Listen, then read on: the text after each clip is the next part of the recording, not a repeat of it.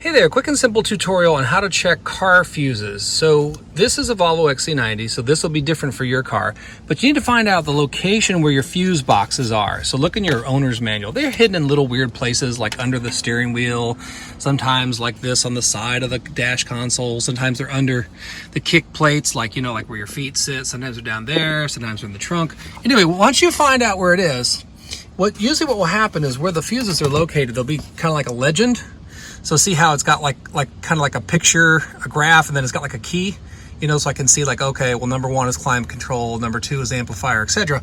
Well, so say your radio stopped working. Say, oh, amplifier, I want to check my amplifier fuse. All right, so usually it comes with one of these little like white grabby things. It's like a little set of like plastic tweezers.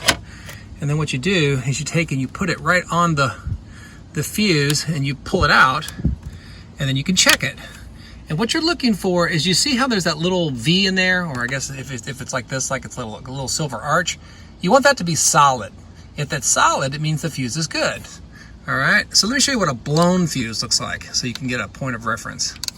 I'll put that back later. Okay, let me grab a blown fuse. So I know this one right here is blown, so let's take a look at this one.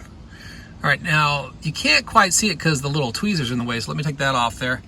But the middle of the hump is burned out.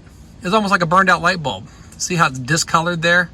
All right, and the reason why it's blown is because the reason a fuse works the way it does is electricity goes on one side where my thumb is there, goes through the loop, and then comes back out the other side where my thumb is there. Well, when things get too hot, because there's either short or too much power going through there, that little metal hump is designed to burn out, like a little light bulb filament. And when it burns out, the fuse stops working. So that's how you can visually check to see if your fuses are blown, is you pull them with the little tweezer things, look to see if that hump is solid and intact, or if it's burned out in the middle. If it's burned out in the middle, then that means you need a new fuse. Now, a lot of times your fuse boxes will also come with spare fuses, right? See how they got numbers on them, like 20, 15, 5, 10, etc. Those are the amount of power that the fuse can handle, and it's important to replace the fuse with the same number that came out.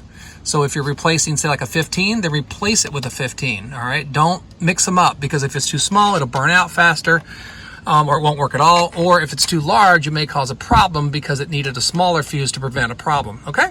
So that's a little fuse tutorial. To find out where your fuse boxes are, look in your owner's manual, or if all else fails, use good old YouTube.